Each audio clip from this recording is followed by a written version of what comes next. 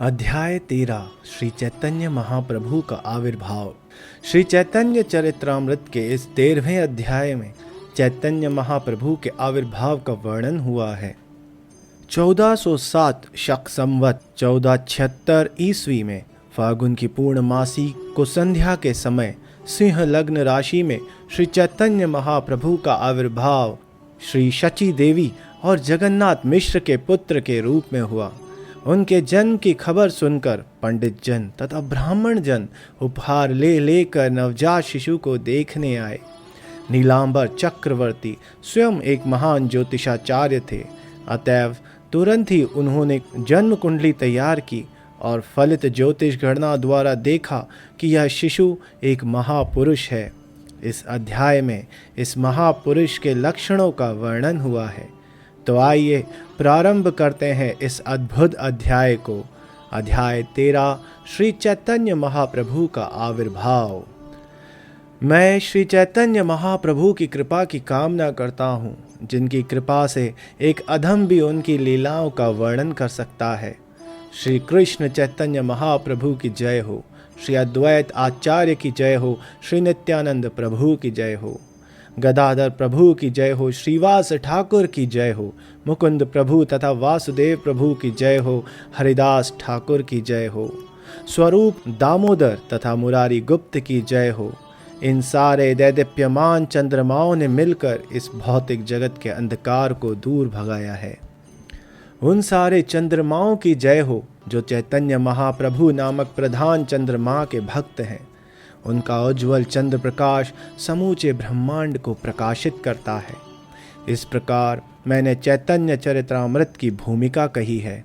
अब मैं चैतन्य महाप्रभु की लीलाओं का काल क्रम से वर्णन करूंगा।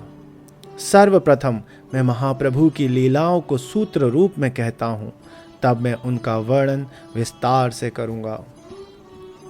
श्री चैतन्य महाप्रभु नवद्वीप में अवतरित होकर 48 वर्षों तक प्रकट रहे और उन्होंने अपनी लीलाओं का आनंद लिया।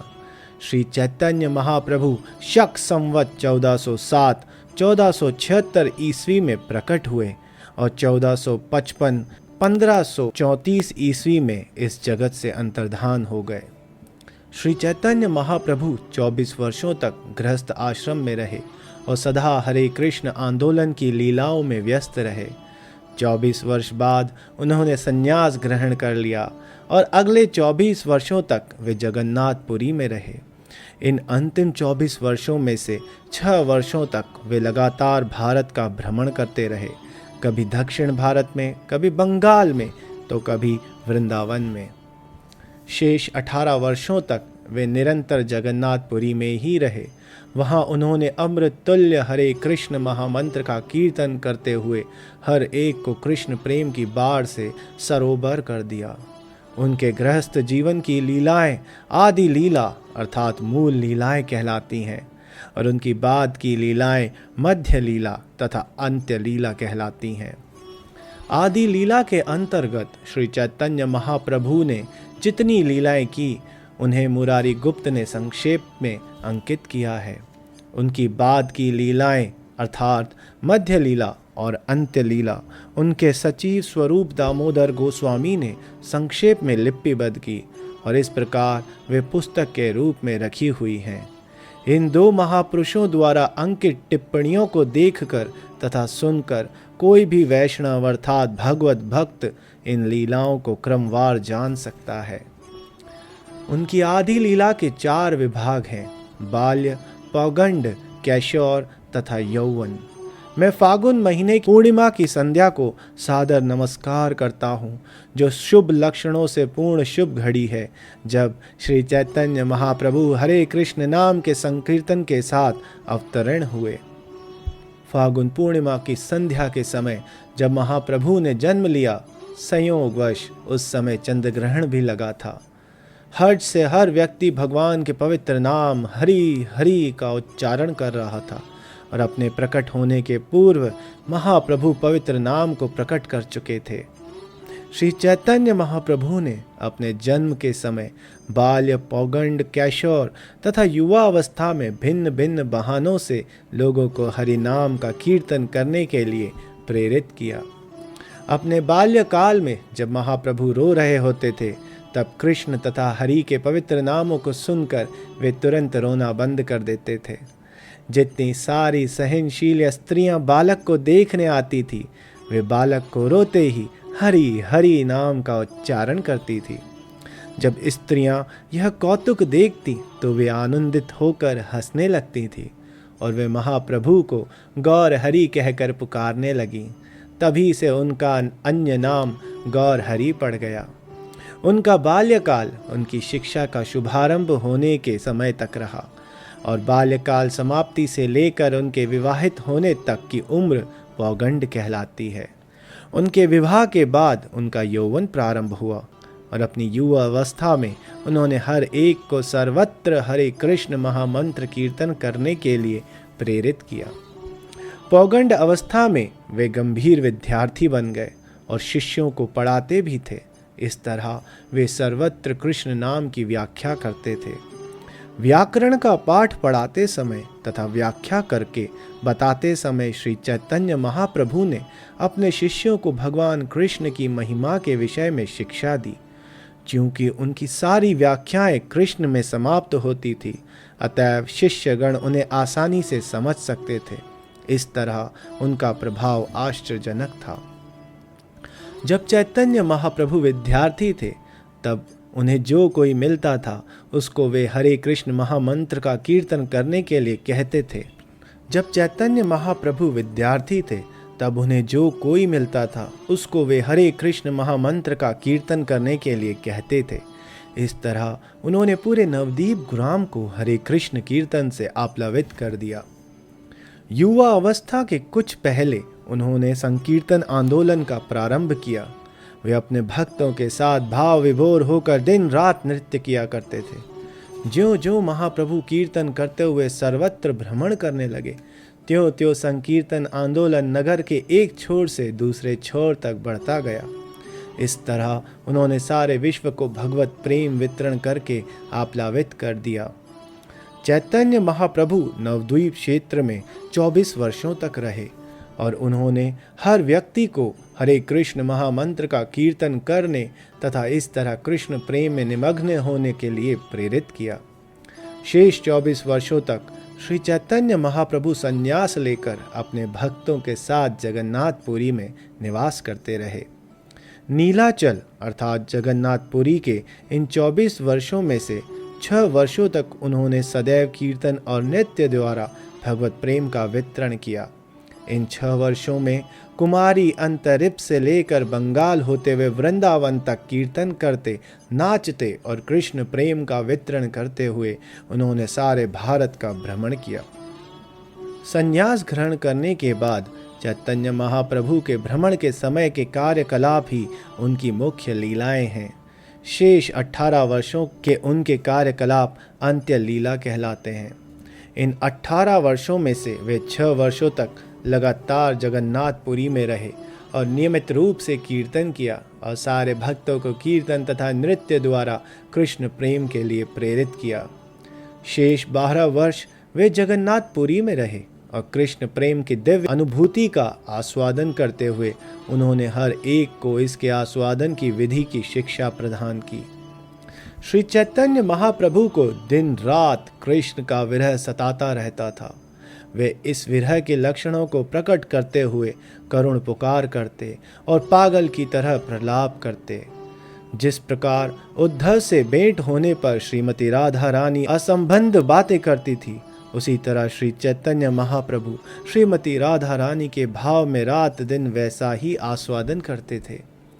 महाप्रभु विद्यापति, जयदेव तथा चंडीदास की कृतियां पढ़ा करते थे और रामानंद राय तथा स्वरूप दामोदर गोस्वामी जैसे अपने अंतरंग पार्षदों के साथ उनके गीतों का रसास्वादन करते थे। कृष्ण के वियोग में श्री चैतन्य महाप्रभु इन सारे भावविष्ट कार्यकलापों का आस्वादन करते थे और इस तरह वे स्वयं की इच्छाओं की पूर्ति करते थे। श्री चैतन्य महाप्रभु की लीलाएं अनंत है। भला एक शुद्र जीव उन दिव्य लीलाओं को कितना विस्तार पूर्वक वर्णन कर सकता है। यदि साक्षात शेषनाग अनंत को चैतन्य महाप्रभु की लीलाएं सूत्रबद्ध करनी पड़े तो वे अपने 1000 मुखों से भी उनकी सीमा पा सकने में समर्थ नहीं हो सकते। श्री स्वरूप दामोदर तथा मुरारी गुप्त जैसे भक्तों ने पर्याप्त विचार विमर्श के बाद चैतन्य महाप्रभु की प्रमुख लीलाओं को सूत्रबद्ध किया है। श्री स्वरूप दामोदर तथा मुरारी गुप्त ने जो संक्षिप्त टिप्पणियां लिखी थीं, वे ही इस पुस्तक के आधार स्वरूप हैं। उनकी टिप्पणियों का अनुसरण करते हुए मैं महाप्रभु की सारी लीलाएं लिख रहा हूँ। इन टिप्पणियों का विशद वर्णन वृंदावन दास ठाकुर द्वारा हुआ है। श्री चैतन्य महाप्रभु की लीलाओं के प्रमाणिक लेखक श्रील वृंदावन दास ठाकुर श्रील व्यास देव के ही समान हैं। उन्होंने इन लीलाओं का वर्णन इस प्रकार किया है कि वे अधिक मधुर बन गई हैं। इस भय से कि उनका ग्रंथ कहीं बहुत बृहदाकार न हो जाए, उन्होंने कुछ स्थानों का विस्तृत वर्णन छोड़ दिया है। मैं उन्हीं स्थानों को यथाशक्ति पूरित करने का प्रयास करूंगा। श्री चैतन्य महाप्रभु की दिव्य लीलाओं का वास्तविक आस्वादन तो श्रील वृंदावन दास ठाकुर ने किया है। मैं तो उन्हीं के छोड़े हुए भोजन को चबाने का प्रयास मात्र कर रहा हूँ। हे भगवान चैतन्य के भक्तों, अब मैं आदि लीला के सूत्रों को संक्षेप में लिख रहा हूँ, क्योंकि इन लीलाओं का पूर्ण रूप से वर्णन करना संभव नहीं है। अपने मन की एक विशेष इच्छा पूरी करने के लिए ब्रजेंद्र कुमार भगवान कृष्ण ने बलिभांति विचार करने के बाद इस लोक में अवतरित होने का निश्चय किया। अतएव भगवान कृष्ण ने सबसे पहले अपने वरिष्ठ जनों के परिवार को पृथ्वी पर अवतरित होने दिया। मैं उनका संक्षेप में ही वर्णन करूंगा, क्योंकि उनका पूर्णतया वर्णन कर पाना संभव नहीं है। भगवान श्री कृष्ण ने चैतन्य महाप्रभु के रूप में प्रकट होने से पूर्व इन भक्तों को अपने से पहले प्रकट होने का आग्रह किया। श्री शची देवी, जगन्नाथ मिश्र, माधवेंद्रपुरी, केशव भारती, ईश्वरपुरी, अद्वैत आचार्य, श्रीवास पंडित, आचार्य रत्न, विद्यानिधि तथा ठाकुर हरिदास श्री हट जिले के एक निवासी थे, जिनका नाम श्री उपेंद्र मिश्र था। वे भगवान विष्णु के महान भक्त, विद्वान, पंडित, धनी तथा सारे सद्गुणों की खान थे। उपेंद्र मिश्र के 7 पुत्र थे और वे सभी परम संत तथा अत्यंत प्रभावशाली थे। इनके नाम थे कंसारी, परमानंद, पद्मनाभ, सर्वेश्वर, जगन्नाथ, जनार्दन तथा त्रिलोक्यनाथ। 5वें पुत्र जगन्नाथ मिश्र ने गंगा नदी के तट पर नदिया नामक स्थान में रहने का निश्चय किया। जगन्नाथ मिश्र को पुरंदर उपाधि मिली थी। वे नंद महाराज तथा वसुदेव की ही भांति समस्त सद्गुणों के सगार थे। उनकी पत्नी श्रीमती शची देवी सती स्त्री थी और अत्यंत पतिव्रता थी। शची देवी के पिता का नाम नीलांबर था तथा उनका कुल नाम चक्रवर्ती था। राढ़ देश बंगाल का वह भाग है जहाँ गंगा दिखाई नहीं पड़ती। उसी राढ़ देश में नित्यानंद प्रभु, गंगादास पंडित, मुरारी गुप्त तथा मुकुंद ने जन्म लिया। व्रजेंद्र कुमार भगवान कृष्ण ने सर्वप्रथम असंख्य भक्तों को प्रकट होने दिया और अंत में वे स्वयं प्रकट हुए। श्री चैतन्य महाप्रभु के प्रकट होने के पूर्व नवदीप के सारे भक्त अद्वैत आचार्य के घर में जुटा करते थे। वैष्णवों की इन सभाओं में अद्वैत आचार्य भगवद गीता तथा श्रीमद् भागवत सुनाया करते थे, जिसमें वे दार्शनिक चिंतन तथा सकाम कर्म की निंदा करते और भक्ति की सर्वश्रेष्ठता स्थापित करते थे। वैदिक संस्कृति के सारे प्रमाणिक शास्त्र भगवान कृष्ण की भक्ति की व्याख्या से भरे पड़े हैं। इसलिए भगवान कृष्ण के भक्त दार्शनिक तर्क, योग, व्यर्थ तपस्या एवं तथाकथित धार्मिक अनुष्ठानों को मान्यता प्रदान नहीं करते। वे भक्ति के अतिरिक्त अन्य किसी विधि को नहीं स्वीकार करते। सारे वैष्णव अद्वैत आचार्य के घर में सदैव कृष्ण के विषय में बातें करने, कृष्ण की पूजा करने तथा हरे कृष्ण महामंत्र का कीर्तन करने में आनंद का अनुभव करते थे। किंतु श्री अद्वैत आचार्य को पीड़ा होती जब वे देखते कि सारे लोग कृष्ण भावनामृत से रहित हैं और मात्र भौतिक इंद्रिय भोग में डूबे हुए हैं। संसार की ऐसी दशा देखकर वे गंभीरता पूर्वक सोचने लगे कि माया के पाश से किस प्रकार इन लोगों का उद्धार किया जा सकता है। श्रील अद्वैत आचार्य प्रभु ने सोचा, यदि भक्ति संप्रदाय का वितरण करने के लिए स्वयं कृष्ण अवतरित हो तभी सारे लोगों का उद्धार होना संभव है। इस उद्देश्य से अद्वैत आचार्य प्रभु ने भगवान को अवतरित कराने की प्रतिज्ञा करते हुए तुलसी दल तथा गंगा जल से पूर्ण पुरुषोत्तम भगवान कृष्ण की पूजा करनी शुरू कर दी। उन्होंने जोर जोर से हुंकार करके भगवान कृष्ण को प्रकट होने के लिए आमंत्रित किया और उनकी बार बार की हुंकार से कृष्ण अवतरित होने के लिए आकृष्ट हुए। चैतन्य महाप्रभु के जन्म के पूर्व जगन्नाथ मिश्र की पत्नी शची माता की कोख से एक एक करके 8 पुत्रियां जन्म ले चुकी थीं, किंतु उन सब की जन्म लेने के तुरंत बाद मृत्यु हो गई। एक एक करके सारी संतानों की मृत्यु से जगन्नाथ मिश्र अत्यंत दुखी थे। अतएव उन्होंने पुत्र प्राप्ति की कामना से भगवान विष्णु के चरण कमलों की पूजा करी।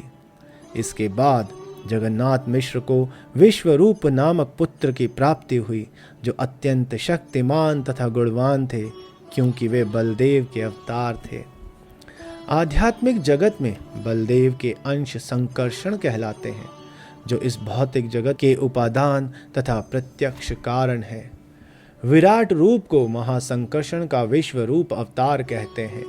इस तरह इस विराट जगत में हमें उनके अतिरिक्त कुछ भी और देखने को नहीं मिलता। जिस प्रकार वस्त्र में धागा लंबाई तथा चौड़ाई दोनों ओर फैला रहता है, उसी तरह इस ब्रह्मांड के भीतर की प्रत्येक वस्तु में पूर्ण पुरुषोत्तम भगवान प्रत्यक्ष तथा अप्रत्यक्ष रूप से विद्यमान है। यह उनके लिए आश्चर्यजनक नहीं है। महासंकर्षण प्रकट ब्रह्मांड के उपादान तथा निमित्त कारण है, अतएव वे ब्रह्मांड की हर वस्तु में विद्यमान है। अतएव चैतन्य महाप्रभु उन्हें अपना बड़ा भाई कहते थे। आध्यात्मिक जगत में दोनों भाई कृष्ण तथा बलराम कहलाते हैं, किंतु अब वे ही चैतन्य तथा निताई है। अतएव निष्कर्ष यह है कि नित्यानंद प्रभु आदि संकर्षण बलदेव हैं। विश्व रूप को पुत्र के रूप में पाकर जगन्नाथ मिश्र तथा शची माता मन ही मन अत्यंत प्रसन्न थे। इसी प्रसन्नता के कारण वे गोविंद के चरण कमलों की सेवा विशेष रूप से करने लगे। शक संवत 1406 के माध्य मास 1474 ईस्वी को जनवरी मास में भगवान कृष्ण जगन्नाथ मिश्र तथा शची देवी दोनों के ही शरीर में प्रविष्ट हुए। जगन्नाथ मिश्र ने शची माता से कहा, मैं आश्चर्य देख रहा हूँ, तुम्हारा शरीर ज्योति से युक्त है और ऐसा लगता है कि साक्षात लक्ष्मी देवी मेरे घर पधारी है। मैं जहाँ कहीं जाता हूँ लोग मेरा सम्मान करते हैं। वे मेरे कहे बिना ही स्वेच्छा से मुझे धन वस्त्र तथा दान देते हैं। शची माता ने अपने पति से कहा, मुझे बाहर या आकाश में अत्यंत विचित्र तेजोमय पुरुष प्रकट होते दिख रहे हैं, मानो वे स्तुति कर रहे हों। तब जगन्नाथ मिश्र ने कहा, मैंने सपने में भगवान के तेजोमय धाम को अपने हृदय में प्रवेश होते देखा। फिर यह मेरे हृदय से निकलकर तुम्हारे हृदय में प्रविष्ट हुआ। इसलिए मुझे लगता है कि शीघ्र ही किसी महापुरुष का जन्म होने वाला है। इस वार्तालाप के बाद पति पत्नी दोनों परम हर्षित थे और दोनों ने मिलकर घर की शालग्राम शिला की सेवा की। इस तरह गर्भ 13वें मास में आ पहुंचा, किंतु शिशु के प्रसव का कोई संकेत न था। फलतः जगन्नाथ मिश्र को बड़ी चिंता होने लगी। तब नीलांबर चक्रवर्ती ने नक्षत्रों की गणना करके बतलाया कि इस शुभ क्षण का लाभ उठाकर इसी मास में बालक का जन्म होगा। इस प्रकार शक संवत 1407 1476 ईस्वी के फागुन मास फरवरी मार्च में पूर्णमासी की संध्या के समय वांछित शुभ मुहूर्त आ गया। शुभ जन्म चंद्र सिंह राशि पर था। सिंह उच्च स्थान पर था। ग्रहगण उच्च स्थान पर शक्तिशाली स्थिति में थे। षड्वर्ग एवं अष्टवर्ग शुभ प्रभाव को प्रदर्शित कर रहे थे। जब श्री चैतन्य महाप्रभु रूपी निष्कलंक चंद्रमा दिख गया तो फिर कलंक युक्त चंद्रमा की आवश्यकता कहाँ रही। यह सोचकर काले ग्रह राहु ने पूर्ण चंद्रमा को ढक लिया और तुरंत ही तीनों जगत कृष्ण कृष्ण हरि की ध्वनि से गुंजायमान हो उठे। इस तरह सारे लोग चंद्र ग्रहण के समय हरे कृष्ण महामंत्र का कीर्तन कर रहे थे और उनके मन आश्चर्यचकित थे। जब सारा जगत इस तरह पूर्ण पुरुषोत्तम भगवान कृष्ण के पवित्र नाम का कीर्तन कर रहा था, तब गौर हरि के रूप में स्वयं कृष्ण पृथ्वी पर अवतरित हुए। सारा जगत प्रसन्न था।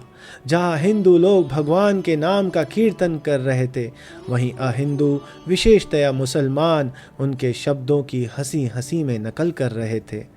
जब सारी स्त्रियां पृथ्वी पर हरि नाम का उच्चारण कर रही थी, तो उस समय स्वर्ग लोक में नृत्य और गान चल रहा था, क्योंकि देवतागण अत्यंत उत्सुक थे। इस प्रकार के वातावरण में दशों दिशाएं प्रमुदित हो उठीं और नदियों की तरंगें भी उसी तरह उमड़ने लगीं। साथ ही सारे चर तथा अचर प्राणी दिव्य आनंद से अभिभूत हो उठे। इस तरह अपनी अहेतुकी कृपा से पूर्ण चंद्र रूपी गौर हरि नदिया जिले में उदित हुए। नदिया की उपमा उस समय उदयगिरी से दी गई है, जहाँ सूर्य सर्वप्रथम दिखता है। आकाश में उनके उदय होने से पापमय जीवन का अंधकार विनष्ट हो गया और तीनों लोक हर्षित हो उठे तथा भगवान के पवित्र नाम का कीर्तन करने लगे। उस समय श्री अद्वैत आचार्य प्रभु अपने शांतिपुर के घर में प्रसन्न मुद्रा में नाच रहे थे। वे हरिदास ठाकुर को अपने साथ लेकर नाच रहे थे और ऊंचे स्वर में हरे कृष्ण का कीर्तन कर रहे थे। किंतु वे क्यों नाच रहे थे, यह कोई नहीं समझ सका। चंद्र ग्रहण को देखते तथा हंसते हुए अद्वैत आचार्य तथा हरिदास ठाकुर दोनों तुरंत गंगा के तट पर गए और परम हर्ष के साथ उन्होंने गंगा स्नान किया। चंद्र ग्रहण के अवसर का लाभ उठाते हुए अद्वैत आचार्य ने अपनी मानसिक शक्ति के द्वारा ब्राह्मणों को तरह तरह के दान दिए। जब हरिदास ने देखा कि सारा संसार हर्षित है, तो उन्होंने विस्मित मन से अद्वैत आचार्य से प्रत्यक्ष तथा अप्रत्यक्ष रूप से कह ही दिया, आपका नाचना और दान वितरित करना मुझे बहुत हर्षित कर रहा है।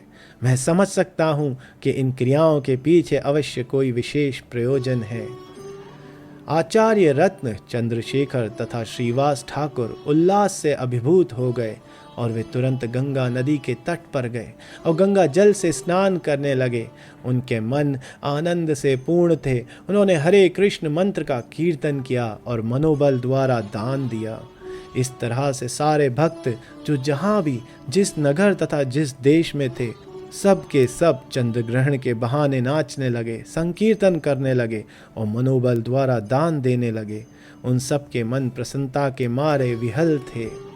सभी कोटियों के सम्मान्य ब्राह्मण तथा स्त्रियां विविध उपहारों से भरी थालियां भेंट करने आईं। सोने की तरह चमचमाते स्वरूप वाले नवजात शिशु को देखकर उन सब ने अत्यंत प्रसन्नता का अनुभव करते हुए आशीर्वाद दिए।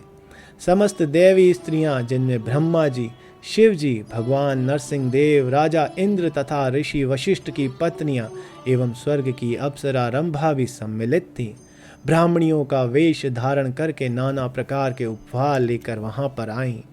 बाहरी अंतरिक्ष में सारे देवता, जिनमें गंधर्व लोक, सिद्ध लोक तथा चारण लोक के निवासी सम्मिलित थे, स्तुति करने लगे और गीत गाकर तथा डोल बजाकर नाचने लगे। इसी प्रकार नवद्वीप नगरी में सारे पेशेवर नर्तक, गायक तथा भाटगण एकत्र होकर अत्यंत प्रसन्नता के मारे नाचने लगे। कोई यह समझ नहीं पा रहा था कि कौन आ रहा है, कौन जा रहा है, कौन नाच रहा है, कौन गा रहा है। कोई एक दूसरे की भाषा तक नहीं समझ पा रहा था। किंतु हुआ यह कि सारा दुख और शोक तुरंत दूर हो गया और सारे लोग प्रसन्न हो उठे। इस तरह जगन्नाथ मिश्र भी आनंद से अभिभूत हो गए। चंद्रशेखर आचार्य तथा श्रीवास ठाकुर दोनों ने ही जगन्नाथ मिश्र के पास आकर तरह तरह से उनका ध्यान आकर्षित किया। उन्होंने धार्मिक नियमों के अनुसार जन्म काल के सारे अनुष्ठान संपन्न कराए। जगन्नाथ मिश्र ने भी तरह तरह के दान दिए। जगन्नाथ मिश्र ने भेंटों या उपहारों के रूप में जो धन पाया और जो कुछ उसके घर में था, उसे उन्होंने ब्राह्मणों, पेशेवर गायकों, नाचने वालों, भाटों तथा गरीबों में बांट दिया। उन्होंने दान में धन देकर उन सबका सम्मान किया।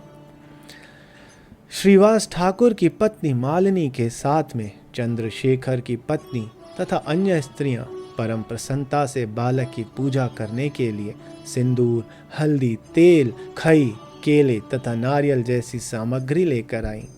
श्री चैतन्य महाप्रभु के जन्म के एक दिन बाद अद्वैत आचार्य की पत्नी सीता देवी, जो जगत भर के लिए पूज्य हैं, अपने पति की आज्ञा लेकर और अपने साथ तरह तरह की भेंटें और उपहार लेकर उस सर्वश्रेष्ठ बालक को देखने गई। वे अपने साथ अनेक प्रकार के सोने के आभूषण लाई थी, जिनमें हाथ के कंगन, बाजूबंद, हार तथा पांव की पायल थी। उसमें सोने में जड़े भगनखे, रेशमी कमरबंद, हाथों तथा पांव के आभूषण, सुंदर छपी रेशमी साड़ियाँ तथा रेशम की ही बनी बच्चे की पोशाक भी थे। साथ ही सोने तथा चांदी के सिक्कों समेत अन्य द्रव्य भी बालक को न्योछावर किए गए। सीता ठाकुरानी पर्दे से ढकी पालकी में चढ़कर और दासियों के साथ लेकर जगन्नाथ मिश्र के घर आईं। वे अपने साथ अनेक मंगल द्रव्य यथा ध्रुवा, धान, गोरोचन, हल्दी, कुमकुम एवं चंदन लाई थी। ये सारी भेंटें एक बड़ी पिटारी में भरी हुई थीं। जब सीता ठाकुरानी अपने साथ अनेक खाने की वस्तुएं, वस्त्र तथा अन्य उपहार लेकर शची देवी के घर आईं, तो वे नवजात शिशु को देखकर चकित हुईं, क्योंकि उन्हें लगा कि यह शिशु साक्षात गोकुल के कृष्ण हैं, केवल रंग का अंतर है। बालक के दिव्य शारीरिक तेज, शुभ लक्षणों से युक्त सुगठित अंगों तथा स्वर्ण जैसे स्वरूप को देखकर सीता ठाकुरानी अत्यधिक प्रसन्न थीं और अपने मातृ स्नेह के कारण उन्हें लग रहा था मानो उनका हृदय द्रवित हो उठा है। उन्होंने नवजात शिशु के सिर पर ध्रुवा दल तथा धान्य रखकर यह आशीष दिया, दीर्घ आयु हो। किंतु भूत प्रेत तथा डायनों से भयभीत होने के कारण उन्होंने बालक का नाम निमाई रख दिया। जिस दिन माता तथा बालक ने स्नान किया और प्रसूति घर को छोड़ा, उस दिन सीता ठाकुरानी ने उन्हें सभी तरह के गहने और वस्त्र दिए और जगन्नाथ मिश्र को भी सम्मानित किया। तत्पश्चात सीता ठाकुरानी भी माता शची देवी और जगन्नाथ मिश्र द्वारा समादरित होकर अपने मन में अत्यधिक प्रसन्न हुई, फिर अपने घर लौट आईं। इस प्रकार लक्ष्मीपति को पुत्र रूप में पाकर माता शची देवी तथा जगन्नाथ मिश्र की सारी मनोकामनाएं पूरी हो गईं। उनका घर सदैव धन धान्य से भरा रहने लगा। वे ज्यों ज्यों श्री चैतन्य के प्यारे शरीर को देखते, दिन प्रतिदिन उनका आनंद बढ़ता जाता। जगन्नाथ मिश्र एक आदर्श वैष्णव थे। वे शांत, इंद्र तृप्ति में संयमित, शुद्ध तथा संयमी थे। अतएव उनमें भौतिक ऐश्वर्य भोगने की कोई इच्छा नहीं थी। जो भी धन उनके दिव्य पुत्र के प्रभाव से आया, उसे उन्होंने विष्णु की तुष्टि के लिए ब्राह्मणों को दान दे दिया। श्री चैतन्य महाप्रभु की जन्म घड़ी की गणना करके नीलांबर चक्रवर्ती ने जगन्नाथ मिश्र से एकांत में कहा कि उन्होंने बालक के शरीर तथा जन्म घड़ी दोनों में ही महान व्यक्ति के विभिन्न लक्षण देखे हैं। इस प्रकार वे समझ गए कि यह बालक भविष्य में तीनों लोकों का उद्धार करेगा। इस तरह चैतन्य महाप्रभु अपनी अहेतुकी कृपावश शची देवी के घर में अवतरित हुए। चैतन्य महाप्रभु उस किसी भी व्यक्ति पर अत्यंत कृपालु होते हैं जो उनके जन्म के इस वृतांत को सुनता है। ऐसा मनुष्य महाप्रभु के चरण कमलों को प्राप्त करता है। जो व्यक्ति मनुष्य का शरीर पाकर भी श्री चैतन्य महाप्रभु के संप्रदाय को ग्रहण नहीं करता, वह अपने सुअवसर को खो देता है। अमृत धुनि भक्ति रूपी अमृत की प्रवाहमान नदी है। यदि मनुष्य शरीर पाकर कोई ऐसी नदी का जल पीने के बदले भौतिक सुख रूपी विषैले गड्ढे का जल पीता है, तो अच्छा यही होता कि वह जीवित रहने के बजाय बहुत पहले ही मर गया होता। मैंने कृष्णदास कविराज गोस्वामी ने श्री चैतन्य महाप्रभु, नित्यानंद प्रभु, आचार्य अद्वैत चंद्र स्वरूप दामोदर रूप गोस्वामी तथा रघुनाथ दास गोस्वामी के चरण कमलों को अपनी संपत्ति समझकर अपने सिर पर धारण करके श्री चैतन्य महाप्रभु के आविर्भाव का वर्णन किया है।